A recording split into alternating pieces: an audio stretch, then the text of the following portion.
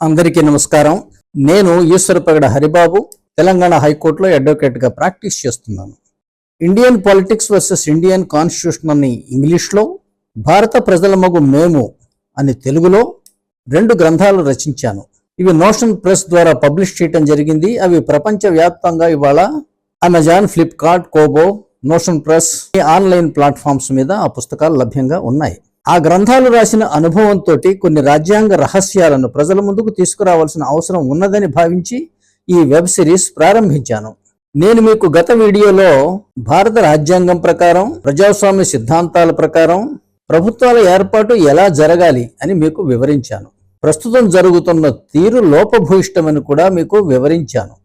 దానికి అనుబంధంగా ఈరోజు నేను మీకు ఒక విషయం చెప్పదలుచుకున్నాను. భారత రాజ్యాంగం ప్రకారం, ప్రజాస్వామ్య సిద్ధాంతాల ప్రకారం చట్టాలు ఎలా చేయాలి? భారతదేశంలో రాజ్యాంగం కంటే కూడా రాజ్యాంగ అజ్ఞానం రాజ్యం వెళుతున్నది. ఆ కారణంగానే ఇవాళ మనం సామాజిక, ఆర్థిక, రాజకీయ సంక్షోభాలను ఎదుర్కొంటున్నాం. సీమాంతర ఉగ్రవాదం, తీవ్రవాదం. చట్టాలు ఎలా చేయాలి అనే విషయం భారత రాజ్యాంగం ప్రకారం, ప్రజాస్వామ్య విధానం ప్రకారం నేను మీకు ఈరోజు తెలియజేస్తాను. ప్రజాస్వామ్యంలో చట్ట వ్యవస్థ వేరు, కార్యనిర్వాహక వ్యవస్థ వేరు. చట్ట వ్యవస్థ అంటేనేమో అసెంబ్లీలు, శాసన మండలులు, పార్లమెంటు సభ్యులు, వీరు చట్టసభలో భాగస్వాములు కాగా, కార్యనిర్వాహక వర్గంలో ఎన్నికైన వ్యక్తి రాష్ట్రపతి ఒక్కడే. ఆర్టికల్ 55 క్రింద.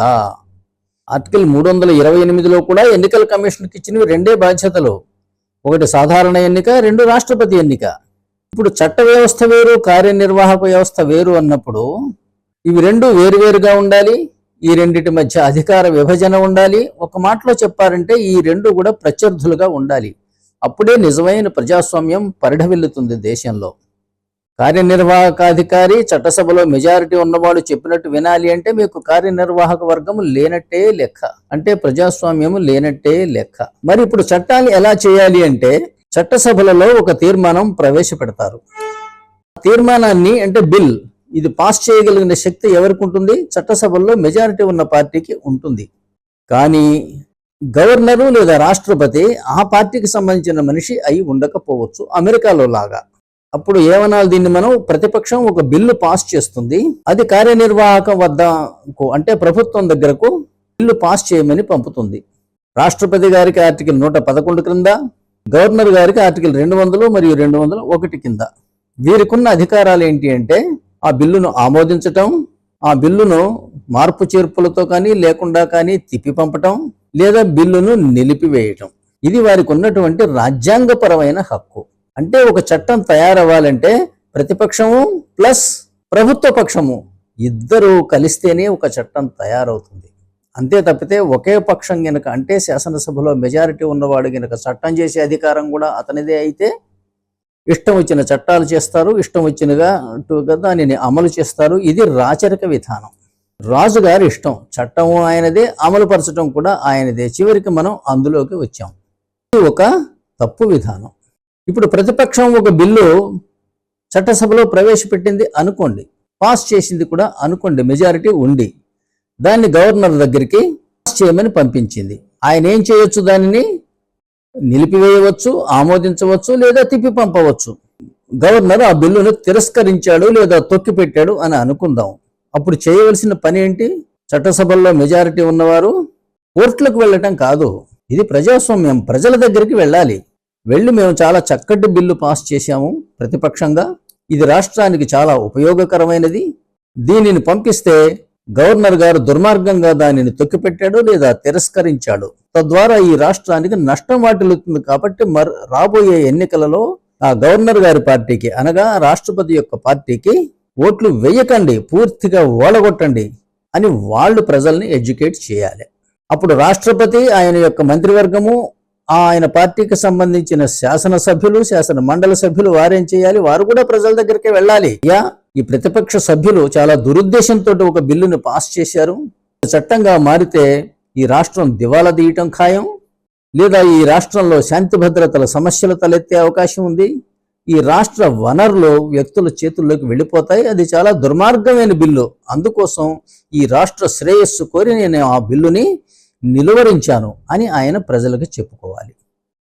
రాబోయే సాధారణ ఎన్నికలలో ప్రజలు నిర్ణయిస్తారు చట్ట వ్యవస్థ ఎలా పనిచేసింది, కార్యనిర్వాహక వ్యవస్థ ఎలా పనిచేసింది అని.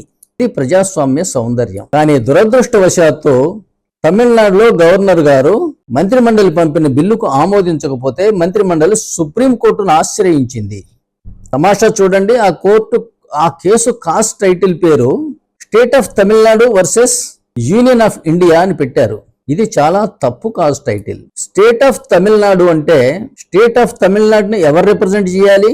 ఆర్టికల్ 166 ప్రకారం గవర్నర్ గారు రిప్రజెంట్ చేయాలి. వర్సెస్ యూనియన్ ఆఫ్ ఇండియా, మరి యూనియన్ ఆఫ్ ఇండియాని ఎవరు రిప్రజెంట్ చేయాలి? ప్రధానమంత్రి లేకపోతే చీఫ్ సెక్రటరీనా మరొకరా? కాదు, ఆర్టికల్ 77 కింద రాష్ట్రపతి. అంటే ఈ కాస్ట్ టైటిల్ యొక్క అర్థం ఏమైంది? Governor of Tamil Nadu versus president of India. నిజానికి వారిద్దరి మధ్య ఏదైనా వివాదం ఉందా? లేనే లేదు. అదే కేసులో సుప్రీంకోర్టు వారు తీర్పు కూడా చెప్పారు. ఏమని అంటే, అసెంబ్లీలో బిల్లు పాస్ అయితే గవర్నర్ గారు 3 నెలల లోపల గనుక ఆమోదించకుండా పంపకుండా ఉంచుకున్నా, లేదా ఆర్టికల్ 201 కింద రాష్ట్రపతి అభిప్రాయం కోసం పంపించినా ఆ బిల్లును ఆమోదించినట్టే లెక్కించాలి అన్నారు. మీకు ఆర్టికల్ 122 and 212 కింద చట్టసభల వ్యవహారాలలో న్యాయ వ్యవస్థ జోక్యము చేసుకుంటానికి వీలు లేదు. అందులో కొన్ని ప్రొసీజరల్ ఎర్రర్స్ ఉన్నా కూడా జోక్యం చేసుకోవడానికి వీలు లేదు అని ఉంటుంది ఆర్టికల్ 122 and 212లో. అందులో ఇర్రెగ్యులారిటీస్ ఉన్నా కూడా మీరు జోక్యం చేసుకోవడానికి వీలు లేదని అంత స్పష్టంగా చెబితే, మరి ఇవాళ చట్టం తయారు చేయటం అనేది చట్ట వ్యవస్థ యొక్క కార్యకలాపాల్లోకి రాదా? ఒక బిల్లును ప్రపోజ్ చేశారు, దాన్ని గవర్నర్ గారు అంగీకరించాలి లేదా తిరస్కరించాలి, అది ఆయన రాజ్యాంగ హక్కు. ఆ హక్కును తీసిపారేసి ప్రతిపక్షం లేదని చెప్పేసి కార్యనిర్వాహకం వర్గం లేదని చెప్పేస్తే, అంటే ఆ అర్థం వచ్చే విధంగా చెప్తే భారతదేశ ప్రజాస్వామ్యం ఏమైపోతుంది? ఒక చట్టాన్ని చట్టసభలో కూర్చున్నటువంటి, ఉదాహరణకు పార్లమెంట్లో కూర్చున్నటువంటి 540 మంది లోక్సభ సభ్యులు, 240 మంది రాజ్యసభ సభ్యులు, ఇందులో రాష్ట్రపతికి సంబంధించిన ప్రభుత్వ సభ్యులు ఉన్నారు, ప్రతిపక్షాలు కూడా ఉన్నారు. ఒకరికొకరు సహజంగా ప్రత్యర్థులుగా ఉండాలి. కానీ ఇద్దరూ కలిసి ఒక బిల్లు పాస్ చేశారు, లేదా మెజారిటీ వర్గం ఉన్నవారు పాస్ చేశారు, దానిని వెళితే రాష్ట్రపతి గారు ఆమోదించారు అనగా అర్థం ప్రభుత్వం ప్రతిపక్షం రెండూ కూడా ఆమోదించి ఒక చట్టం చేసినాయి. అంటే 770 మంది పార్లమెంటు సభ్యులు మరియు రాష్ట్రపతి కలిసి చేసిన చట్టాన్ని 3 జడ్జిలు LLB చదువుకున్న వ్యక్తులు కొట్టిపారేస్తే ఈ ప్రభుత్వ పక్షం ఎందుకు, ప్రతిపక్షం ఎందుకు, పార్లమెంట్లో చర్చలు ఎందుకు, వీటిపై అభిప్రాయం ప్రజలు చెప్పటం ఎందుకు? చట్ట వ్యవస్థ కార్యకలాపాలలో చట్టసభలే సుప్రీం. ఆర్టికల్ 122 and 212 కింద వాటిలో జోక్యం చేసుకునే అధికారము న్యాయ వ్యవస్థకు లేదు.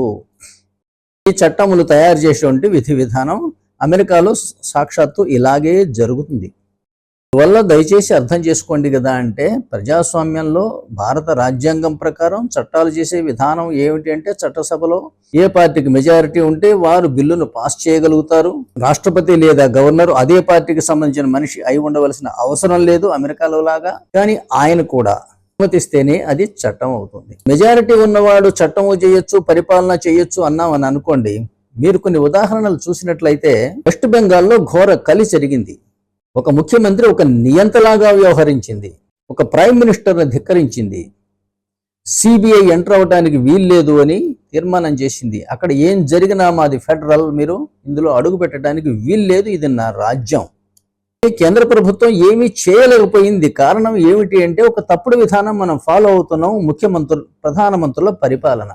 నేను చెప్పినట్టు ఆర్టికల్ 74, 75 కింద రాష్ట్రపతి ప్రభుత్వం ఉంటే, రాష్ట్రాల్లో ఆర్టికల్ 163, 164 కింద గవర్నర్ల ప్రభుత్వం ఉంటే, ఏదైనా ముఖ్యమంత్రి ప్రధానమంత్రిని తోలనాడితే ముఖ్యమంత్రి పదవీచ్యుతుడు అవటం కొన్ని సెకండ్ల పని. రాష్ట్రపతి గారు ఫోన్ చేసి గవర్నర్కి చెబితే, గవర్నర్ ఫోన్ చేసి ముఖ్యమంత్రికి చెబితే, మీరు ఇక ముఖ్యమంత్రిగా మా దగ్గరికి రావాల్సిన అవసరం లేదు అని చెప్పేస్తే వారి పదవి పోయినట్టే. ఎందుకంటే మీకు ఆర్టికల్ 164 చెబుతుంది, the terms of office of minister shall be during the pleasure of the governor. Governor సంతోషించినంత వరకే మంత్రుల పదవీ కాలం అని చెబుతుంది. ఎందుకంటే వీరు వారికి సలహా మండలి, ఎన్నికైన మనుషులు కాదు, వీరిని ఎవరైనా ఎన్నుకున్నారు. మమ్మల్ని ఎమ్మెల్యేలు ఎన్నుకున్నారు అని వీరు ఆర్గ్యూ చేసినా ఇలాంటి ఎన్నిక భారత రాజ్యాంగంలో లేదు, పాకిస్తాన్ రాజ్యాంగంలో ఉంది. రాష్ట్రపతి ఎన్నిక ఒక్కటే ఉంది భారత రాజ్యాంగంలో. అయినా 100 మంది ఎమ్మెల్యేలు ఎన్నుకున్న ముఖ్యమంత్రికి అంతులేని అధికారం వస్తే 4200 మంది ఎమ్మెల్యేలు, 770 మంది పార్లమెంటు మెంబర్లు ఎన్నుకున్న రాష్ట్రపతికి అధికారం ఉండదా? ఎందువల్ల? మిమ్మల్ని ఎమ్మెల్యేలు ఎన్నుకుంటే రాష్ట్రపతిని ఏమైనా ఎంపీటీసీలు, జడ్పీటీసీలు ఎన్నుకున్నారా?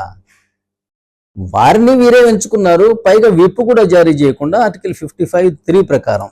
ఇది భారతదేశంలో ప్రభుత్వాలు ఏర్పడవలసిన విధానం మరియు చట్టాలు తయారు చేయబడవలసిన విధానం.